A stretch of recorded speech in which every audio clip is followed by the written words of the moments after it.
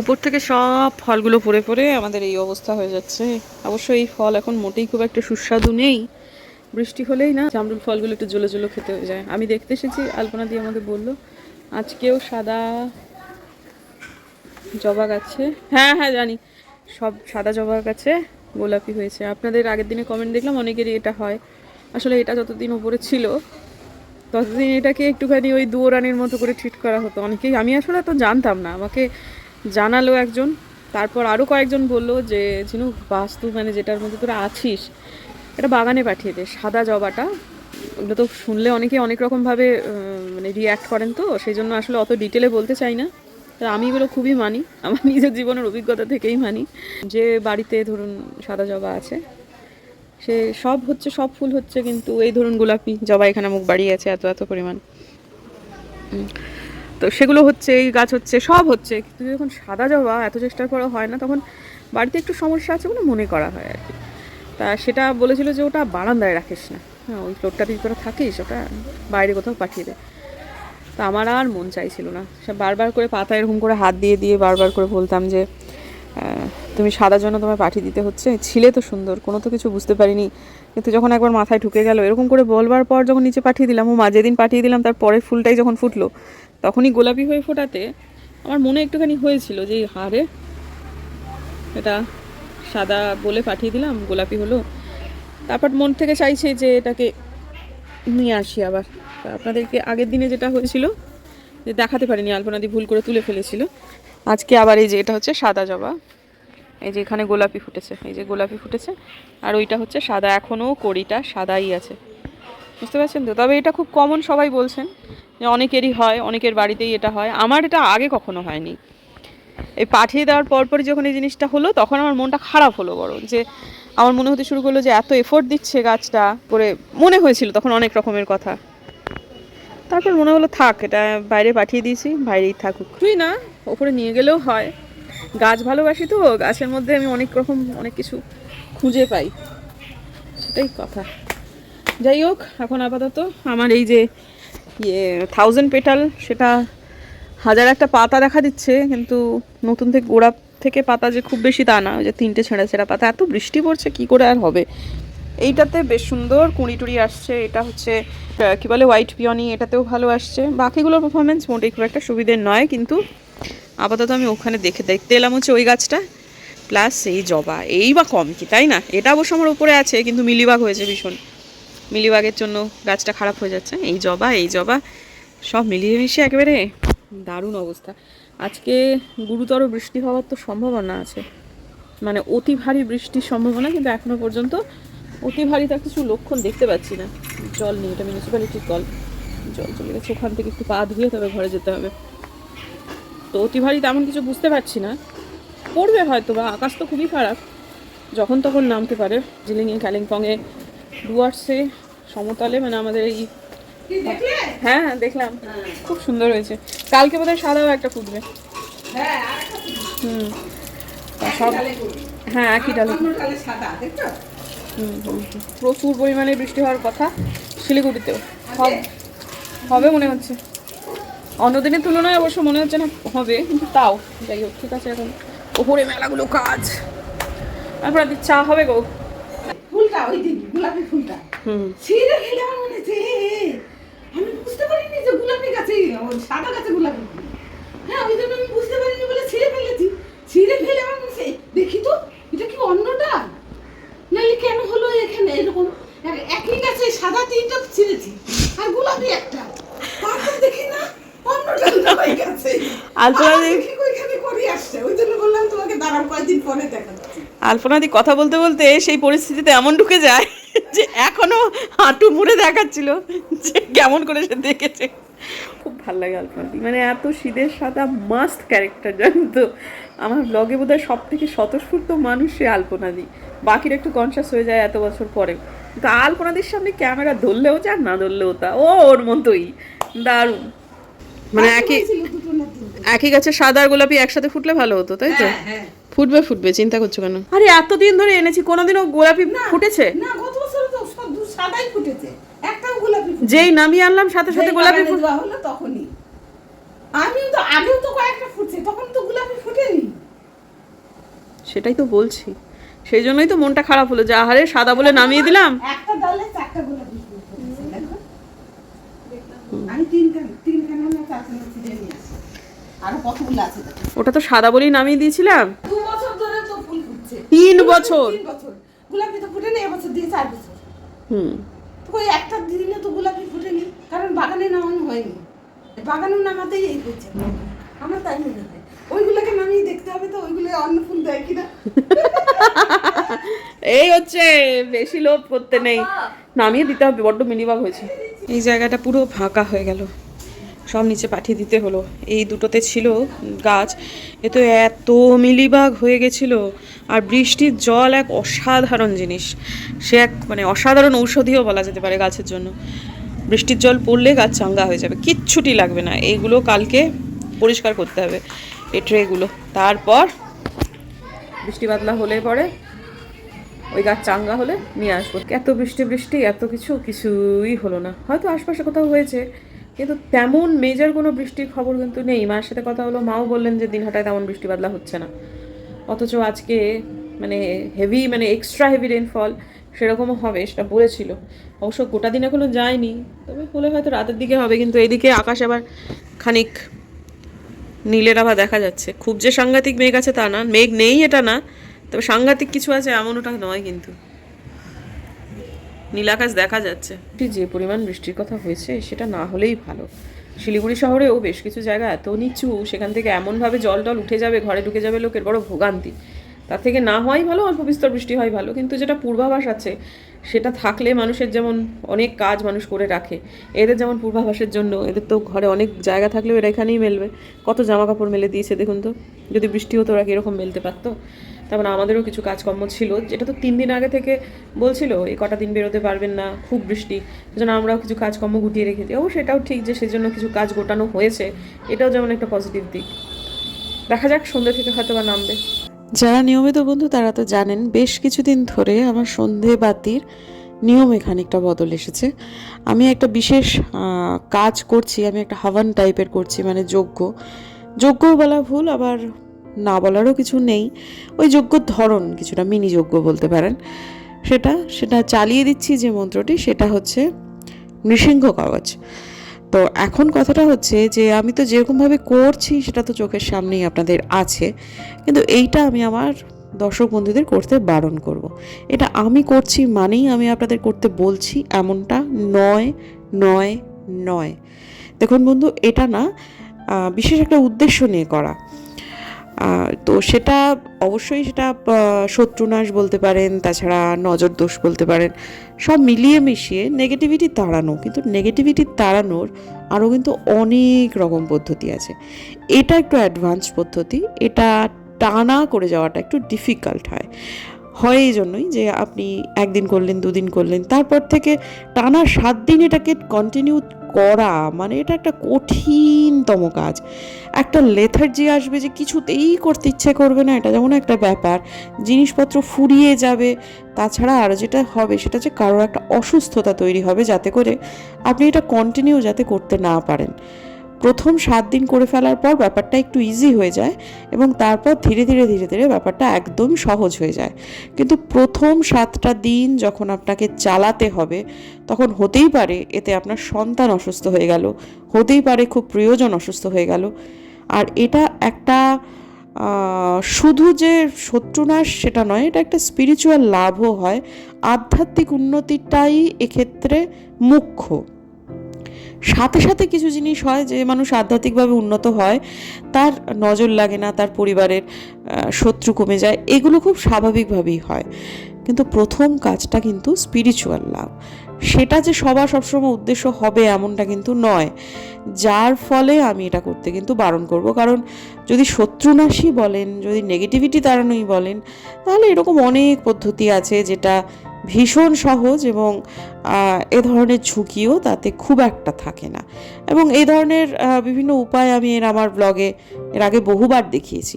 কাজেই আমি যেটা আপনাদের দেখাচ্ছি সেটার মানে কিন্তু এটা নয় যে সেটা আমি আপনাদেরকে করতে বলছি। যেহেতু এদিকটা পূর্ব দিক, এদিক দিয়ে বেশি রোদ্দুরটা পায়, সব গাছগুলো ওইদিকে ঝুঁকে গেছে। এই যে এটা এই কদিন আগে আনলাম, দেখুন দেখি ওইদিকে ঝুঁকেছে। এইসব বড় বড় গাছ তো বটেই, এটা দোপাটি, সব গাছ। এমনকি এই ব্যাটা ওইদিকে চলে গেছে, পুদিনা, এগুলো সব দেখতে কিন্তু খুব কিউট লাগে। এটা তো ওই দুদিন আগেই রাখলাম, এবার দুদিন বাদ দেখবেন এইটাও এদিকে ঘুরে গেছে। হয়তো ব্যাপারগুলো খুবই সামান্য, কিন্তু আমার না এগুলো দেখতে, ছোট ছোট জিনিস, তাও আমার খুব ভালো লাগে এগুলো দেখতে। হঠাৎ হঠাৎ করে দেখে যেন মনে হয় কত কিছু, যে মনে হয় কি বলবো। যারা গাছপালা ভালোবাসেন আজকে ব্লগটা তাদের ভালো লাগবে, আর যারা অতটাও ভালোবাসেন না আজকে ঝিনুক আপনাদের হয়তো একটু বোরই করছে, কিন্তু এটা আমার ভীষণ মনের কথা বন্ধু। গাছপালার সাথে যে কত কিছু খুঁজে পাই সেটা আমিই জানি। আমাদের অ্যাকোয়াগার্ডটা গেছে নষ্ট হয়ে, কি যে ঝামেলা হয়েছে না। আমাদের এখন ওই নিচের থেকে জল নিয়ে এসে খাওয়া চলছে। আজকে রবিবার, তো আজকে তো ভদ্রলোক স্বাভাবিকভাবে, তিনি তো তার ছুটির দিন, তিনি আজকে কাজ করবেন না। নিচের অ্যাকোয়াগার্ড থেকেই চলছে। এখন একটু সবুজ চা করি, চা করে একটু বুদ্ধির গোড়ায় ধোঁয়া দিই, তারপর অন্য কাজ। ধোঁয়া দিতে গিয়ে বুঝলাম বন্ধু প্রচণ্ড গরম চা, এত গরম চা আমি খেতে পারবো না। আমি তখন ভাবলাম যে চাটা খানিকটা ঠান্ডা হোক, ততক্ষণ এই কাজটা সেরে ফেলি। যদিও বৃষ্টির চরমভাবে পূর্বাভাস দেখা দিচ্ছে, কিন্তু তাও বিছানা চাদরটা তুলতেই হবে। সাপ্তাহিক বিছানা চাদর না তুললে ভালো লাগে না। তো যার ফলে আজকে রবিবার দিন, আজকে আপনার ব্লগ দেখবেন হয়তো মঙ্গলবার, কিন্তু এটার দিনটা ছিল রবিবার। তো আজকে আমি মনে করলাম একটু তুলে ফেলি। এমনিতে মাথার কাজটা একটু অবিন্যস্ত হয়েছিল, সেটাকে একটু বিন্যস্ত করে ফেলা যাক। বেশ কিছু জিনিসপত্র আছে যেগুলো একটুখানি গুটিয়ে বা একটু গুছিয়ে রাখলেই ছোট হয়ে যায়, পরিসরে ছোট হয়ে যায়। আর মাথার কাজটা ওপরটাও একটুখানি হালকা করে মুছতে হবে। তেমন ধুলো যে খুব একটা পড়েছে এমনটা নয়, কিন্তু তবু আর কি একটু পড়তে হবে। আর আমাকে একজন জিজ্ঞেস করেছিলেন, তোমাদের মাথার কাছে একটা পয়েন্টে একটা তোয়ালে দেওয়া থাকে কেন? আসলে আমাদের এসিটা থেকে মাঝে মাঝে জল পড়ে। জল পড়লে এটা তো ওই কাঠের খাট, তো সেটা একটু ছাতা পড়ে যেতে পারে, খারাপ হয়ে যেতে পারে। সেই জন্য একটা মোটা তোয়ালে কিছুটা অংশে পাতা থাকে। আগে ওপরটায় পুরোটাই, মানে ওই যে কাঠের ওপরটায় পুরোটাই আমার পাতা থাকতো, তো তারপর এখন দেখলাম যে পুরোটা পাতার দরকার পড়ে না, তাই জন্য শুধু ওপরটাই দিয়ে দিই। তো যাই হোক, মেয়ে আর আমি মিলে করলাম। এই ক্লিপিংটা হচ্ছে ঠিক 11 মিনিটের, মানে এই যে ঝাড়া পোছার ব্যাপারটা সেটা হলো। ধীরে সুস্থেই কিন্তু করেছি, স্পিডটা বাড়িয়ে দিয়েছি, তাই হয়তো বা আপনাদের মনে হচ্ছে যে অনেকক্ষণ লেগেছে, ব্যাপারটা তা নয়। আর এখন যখন ক্যামেরার অ্যাঙ্গেল বদলে বিছানার চাদর বদলানোর যে ইয়েটা, সেটা হচ্ছে 6 মিনিটের। তো কাজে খুব বেশি একটা সময় যে লেগেছে এমনটা নয়, তবে চাটা আমার একেবারেই জুড়িয়ে গিয়েছিল, এটাও কিন্তু ঘটনা। তো এখন মেয়ের সাথে নিয়ে করছি, তো মেয়েটা আমার খুব কাজের, সেটা তো ছোটোবেলা থেকেই, কাজে অসুবিধা আমার খুব একটা হয় না। মানে এই বয়সে টুপুর, তো আপনারা যারা প্রথম থেকে দেখছেন তারা জানেন যে টুপুর খুব ছোটোবেলা থেকে, মানে ক্লাস 2-3 থেকে টুপুর যে কত কাজ করতে পারতো, সে সময়টা অবশ্য আমি ব্লগ করতাম না, কিন্তু টুপুরের কাজের একটা আলাদা পারিপাট্য ছিল, মানে আগাগোড়াই আছে, এটা নতুন কথা নয়। কিন্তু টুপুর ছোটবেলা থেকে ওই কুকিং আর চপিং এটা টুপুরকে করতে দেওয়া হতো না। এখন সেইটাতে টুপুরের কিছুটা মানে এখন তাকে শিখতে হচ্ছে। সে কদিন পর হস্টেলে বেরিয়ে যাবে, তখন তো তাকে শিখতেই হবে।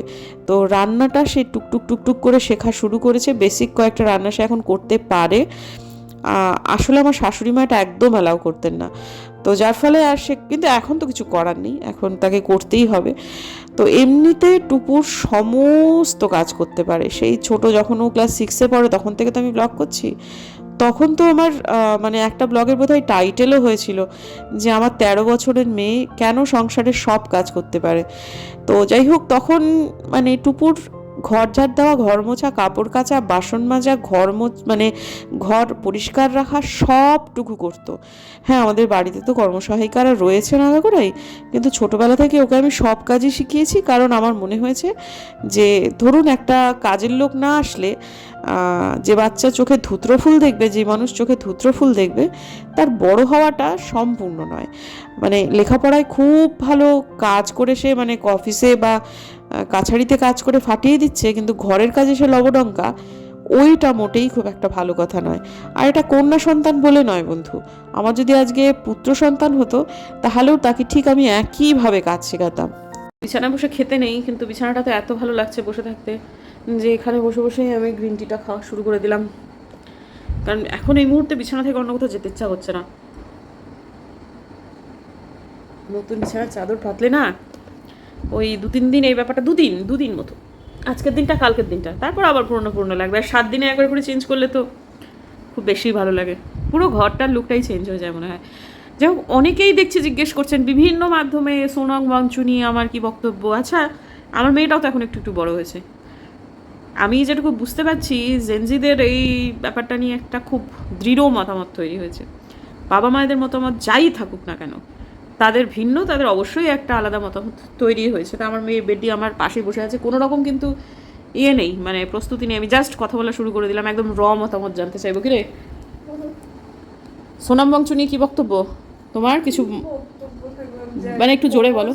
যে কজটা নিয়ে ওরা ফাইট করছে ওটা একদমই জাস্টিফাইড, মানে ওটা নিয়ে কোনো আর্গুমেন্টই নেই। রেজিগনেশন লাগবে, হ্যাঁ 100% লাগবে। একটা মিনিস্টার, আগে এরকম একটা সিস্টেমই ছিল, সিস্টেম আমাদের কনস্টিটিউশন বানিয়েছিল যেটাতে মিনিস্টার রেজিগনেশন দিয়ে দেবে। যখন এত ফলস আসছে নিশ্চয়ই কিছু একটা ক্ষতি আছে। হ্যাঁ, এটাও মানতে হবে 100% পার্টির মধ্যে অনেক ডিভিশন ক্রিয়েট করা হচ্ছে। মানে ঠাকুরের নাম, এটা আমার মতামত, কি ঠাকুর কোনো কাইন্ড অফ রিলিজিয়াস লাইন একদম আনাই উচিত না একটা প্রোটেস্টে। একটা ওটা ডিভিশন ক্রিয়েট হচ্ছে। আর গভর্নমেন্ট যেভাবে অবডাক্ট করেছে সেটা তো অফকোর্স মানে কনস্টিটিউশনের এতে না, হাইকোর্টের অর্ডার বলে তাকে নিয়ে যাওয়া হয়েছে। সেটা হাইকোর্টের অর্ডার ছিল না, হাইকোর্টের অর্ডার ছিল হচ্ছে যে একটা ডক্টর লাগবে যে তাকে মনিটর করতে পারবে। অ্যান্ড হ্যাঁ, এটা দু সাইডেই আনকনস্টিটিউশনাল অনেক কিছু চলছে। কিন্তু যে কজটা আমাদের ফোকাস করতে হবে, কি কজ নিয়ে আমরা ফাইট করছি। রেজিগনেশন আর যারা সুইসাইড করেছে তাদের প্যারেন্টসের কম্পেনসেশন, এগুলো তো মনিটারি কখনো কম্পেনসেশন দেওয়া যায় না, কিন্তু এটা একটা স্টার্ট। এটা যদি অ্যাচিভ করা যায় আমরা অন্য অনেক কিছু করতে পারবো। এটাই আমার বক্তব্য, মতামত। বুঝতে পেরেছেন তো ব্যাপারটা কি দাঁড়াচ্ছে? জেনজি এবং জেন আলফা আমাদের বাড়িতে তো দুরকমই রয়েছে। আমাদের মতামত ছেড়ে দিন, আমি তো অনেক আগে অনেক কিছু নিয়ে অনেক কিছুই বলেছি, কিন্তু আমি যেটা হালফিলের সময় বুঝতে পারছি, এই ব্যাপারটাকে খুবই সংবেদনশীল একটা ব্যাপার, এবং সেটাকে সেই রকমভাবে ট্রিট না করলে নতুন প্রজন্ম সম্পূর্ণ বিরোধে চলে যাবে। আমরা কখনোই কোনো মানে একটা বাচ্চার বড় হওয়ার পেছনে একটা পরিবারের কিছুটা হলেও হাত থাকে, তার কিছুটা হলেও ইনফ্লুয়েন্স থাকে। আমরা চেষ্টা করেছি তার একটা নিজস্ব মতামত যাতে তৈরি হয়, কখনোই কোনো কিছু চাপিয়ে দেওয়ার ব্যাপার আমাদের ছিল না। কিন্তু তবুও ঘরের যে আবহাওয়া, কথাবার্তা, মনোভাবাপন্ন মানুষ, কিছুটা তার প্রভাব আমাদের বাচ্চাদের উপর পড়বে, এটা খুব স্বাভাবিক। কিন্তু যা বোঝা যাচ্ছে যে যখন কোনো একটা কিছু সাংঘাতিকভাবে উপচে পড়ে, তখন না সেটাকে কন্ট্রোল করা যায় না বন্ধু, তখন নিয়ন্ত্রণ করার চেষ্টাও করা যায় না। এখন কিন্তু এই জেনজি এবং জেন আলফাদের ব্যাপারটা কিছুটা সেই রকম দাঁড়িয়েছে। এই জিনিসটাকে যদি খুব সংবেদনশীলভাবে হ্যান্ডেল না করা যায়, তাহলে কিন্তু ব্যাপারটা খুব খারাপ দিকে যাচ্ছে এবং ভবিষ্যতে আরও বেশি করে যাবে। আমার মেয়ের বন্ধু বান্ধব তথা বৃহত্তর বন্ধু বান্ধবদের প্লাস আরও অনেকেই তো আছেন যাদের সাথে নিরন্তর আমাদের কথাবার্তা হয়, ব্যাপারটা কিন্তু প্রতিষ্ঠান বিরোধী হয়ে যাচ্ছে। এই মুহূর্তে দাঁড়িয়ে তো বলতেই হবে, মানুষ পুরোপুরি ঠিক হয় না, কোনো মানুষ পুরোপুরি ভুল হয় না, সবার ক্ষেত্রে এই কথাটা সত্যি। কিন্তু কিছু জায়গায় তো কিছু জিনিস আমাদের মেনে নিতে হবে, যেটা সত্যি যে সোনম ওয়াংচু লোকটা লেখাপড়া জানা লোক, পণ্ডিত লোক, নতুনভাবে চিন্তাভাবনা করতে জানা লোক। তার রাজনৈতিক মতামত আলাদা হতেই পারে, তার প্রোটেস্টের পদ্ধতিটা ভুল হতেই পারে, কিন্তু লোকটার প্রজ্ঞাকে আমরা অস্বীকার করতে পারি না। এই রকমভাবে একটা মানুষকে ট্রিট করা, এই লেভেলের একটা মানুষ যার মস্তিষ্ক এরকম ক্ষুরোধার, যার দেশের প্রতি অনেক কিছু করার রয়েছে, তাকে এইভাবে ট্রিট করা এটা কখনোই কাম্য নয়। এবং সবসময় আমার ব্লগেতে এই ধরনের কথাবার্তা বললে কিছু মানুষ না অত্যন্ত বিরক্ত হন। এটা তো আমার একটা উপার্জনেরও মাধ্যম। কিছু মানুষকে শুধু শুধু খুঁচিয়ে লাভ কি বন্ধু বলুন? তারা আমার দর্শক, তারা যেটা দেখছেন সেখান থেকে একটা রেভিনিউ হলেও তো কিছুটা হলেও তো আমি পাচ্ছি, সেই জায়গাটাকে আমি নষ্ট করবো কেন? আজকে সরকারের খাতিরে যদি একটা দোকান আমি খুলি, সেই দোকানে আমি শাড়ি রাখি, সেখানে হয়তো সিপিএমও কিনতে আসছে, তৃণমূলও কিনতে আসছে, বিজেপিও কিনতে আসছে, আমি আমার মতামতটা চাপিয়ে কেন শুধু তৃণমূল, সিপিএম বা বিজেপি কাউকে একটা বিরাগ ভোজন করবো? তাতে আমার 10টা কাস্টমার হলেও তো কম হবে। এই কারণেই আমি অনেক সময় আজকাল অনেক কথা বলতে চাই না, খুব সত্যি কথাভাবে আপনাদেরকে বলে দিলাম বন্ধু। তো আশা করছি আপনারা বুঝতে পারছেন আমার কি মতামত। তবে হ্যাঁ, এই সরকারের যে ফরেন পলিসি, এটা তো মানবি বাবু, যে হালফিলের সরকারের ফরেন পলিসি 100% আগের সরকারগুলোর ফরেন পলিসি থেকে এই সরকারের ফরেন পলিসি 100% বেটার, কিন্তু বাকি জিনিসগুলো ততটাই খারাপ। শুধু বাকি জিনিসগুলো না, শুধু ফরেন পলিসি নয়, পিসেমশাই যেটা যে ফিল্ডে মানে সিকিউরিটি বলুন, তারপর ডিফেন্স এন্ড ফরেন পলিসি 100% আগের সরকারের। হ্যাঁ ডিফেন্স একটা একটা করে এখানে কিন্তু অ্যাড হবে। তুমি আসলে এখন আমাদের বাড়িতেই জেনজি জেন আলফার একটা টুকটাক বিরোধ চলছে, সেটা থাকুক, সেটাই স্বাভাবিক। Honestly, সরকারকে ওয়ার্শিপ করা কখনো উচিত না, পুজো করা উচিত না কোনো সরকারের। তাহলে আরে পুজো কোথায় করছি? না, আমার মানে মনে হয় কখনো কখনো কি মানে একটা আরে দেখুন দেখি তুমি ন্যাশনালিস্ট হও, একটা পার্টিকে সাপোর্ট, তোমাকে ওরকম করে চিৎকার করতে হবে না। আর এটা আরেকটা ব্যাপার যে সংবিধানে কিন্তু মেনশন করা আছে কি কোনো ভগবানের নাম নিয়ে পার্টি চালানো আনকনস্টিটিউশনাল। আর আমাদের মানে আমি কি বলবো, বুঝে নাও কি বলছি। ঠিক আছে ঠিক আছে ঠিক আছে বাবা, এটা এখন একটা এই জিনিসটা কিন্তু এতটা বাড়াবাড়ি পড়ছে, কোনো কিছু ভালো না তা নয়, কিন্তু প্রচুর কিছু ভালো আছে, প্রচুর কিছু ভালো আছে, কিন্তু এই সোনম ওয়াংচুর জন্য ওয়াংচুক সরি, আরে হল নয় ক নয় উচ্চারণ করলামই না, এখন মানে ফ্লোটা না এগেনস্টে যাচ্ছে, এইটাই হচ্ছে কথা। এত এত এত বিরক্ত হয়েছে এই জেনজি এবং জেন আলফা, যার ফলে এরা এখন কিছু কিছু কথা বলছে যেটা কিছুদিন পর চেঞ্জ হয়ে যাবে, কিছুদিন আগেও সেটা এরকম ছিল না, বুঝতে পারছেন তো? ঢেউটা কিন্তু বিরুদ্ধে যাচ্ছে, এবং ঠিক আছে ব্যাপারটা আর একটু সংবেদনশীল হলে ব্যাপারটা কিন্তু এই দিকে যেত না। আলটিমেটলি দেখুন, এই প্রজন্মই বড় হবে, এই প্রজন্মই তো শেষ পর্যন্ত দেশটা চালাবে, তাই না? কিছু কিছু ব্যাপারে এদেরকে ছেলে মানুষ বাচ্চা মানুষ বলে উড়িয়ে দেওয়া যাবে না, এদেরকে এখন থেকেই খুব মন বুঝে চলতে হবে। এবং এই সোনাম ওয়াংচুক ঠিক আছে, এটা কিন্তু খুব সফট জায়গা এদের, কাজেই ব্যাপারটা একটু গন্ডগোল হয়ে গেল। কিন্তু টুকরোর কথায় কেউ কিছু মনে করবেন না বন্ধুরা, ও নিতান্ত ছেলে মানুষ, একটু বয়স বাড়ুক, অভিজ্ঞতা বাড়ুক, অনেক কিছুই নতুন করে বুঝতে শিখবে, তখন একটুখানি হয়তো বা যাই হোক চেঞ্জ হয়ে যাবে, হতেও পারে নাও পারে। তবে এটা ঘটনা যে ওর একটা মতামত আছে, আমার মনে হলো ওর মতামতটাও আস্তে আস্তে আমার ব্লগে একটুখানি তুলে ধরবো। পরবর্তীকালে ও যখন ব্লগগুলো দেখবে তখন ও যে বড় হয়েছে, ও যে ম্যাচিওর হয়েছে আস্তে আস্তে, সেটা ধীরে ধীরে ও বুঝতে পারবে। এটা আমি আজকে সজ্ঞানেই করেছি, কোথাও না কোথাও ঠিক আছে, মানে ব্যাপারটা যেটা চলছে, যে ওয়েভটা চলছে, সেটা কিছুটা আমার ব্লগেও ধরা থাকুক, এটা আমি চেয়েছিলাম। আর আজকে বোধিসত্ত্ববাবু নিচে চলে গেছেন, কারণ আজকে বিশ্বকাপ ফুটবল আছে, আজকে ফাইনাল। আমি ফুটবলের ব্যাপারে একটা সময় খুব আগ্রহী ছিলাম, এখন আর অতটা নেই। সত্যি কথা, আমার ঘুমোতে হবে, ঘুমটা আমার এই মুহূর্তে অনেক বেশি জরুরি মনে হচ্ছে। তো পোশাকটি ছাড়বো, শোবো, এই তো কাজ। তো চলো, দেখা হচ্ছে কালকে একটা নতুন ব্লগে। হয়তো আজকে দিনের ব্লগটা আউটস্ট্যান্ডিং কিছু হলো না, প্রত্যেক দিন ডেলি ব্লগারদের লাইফের ব্লগ অসাধারণ হবে এমনটা নয়, অধিকাংশ দিনই গতানুগতিক হবে, তার মধ্যে একটা দুটো দিন বা বছরে 365টার মধ্যে হয়তো বা 50টা ব্লগ হবে খুব ভালো, তার মধ্যে বেড়াতে যাওয়া আছে, বিশেষ কোনো সেলিব্রেশন আছে, বা গতানুগতিকতার বাইরে হঠাৎ করে কিছু একটা হয়ে যাওয়া, সেরকমও থাকতে পারে। কিন্তু মোটামুটি তাও ধরে নিন, একটু বাড়িয়ে নিয়ে হিসেবের সুবিধের জন্য 365টার মধ্যে 65টা ব্লগ একটু হয়তো বা ভালো হবে বা এক্সট্রাঅর্ডিনারি হবে, বাকি 300টা ব্লগই গতানুগতিকই হবে। আজকের দিনটা আমার সেরকমই গেল। চলুন, দেখা হচ্ছে কালকে একটা নতুন ব্লগে। যদি আমার ভিডিও ভালো লাগে সাবস্ক্রাইব করবেন, পাশে নোটিফিকেশান বেলটা অন করবেন, যাতে ভিডিও দিলেই নোটিফিকেশান চলে যায় আপনাদের কাছে। দেখা হচ্ছে আগামীকাল, ততক্ষণ টাটা।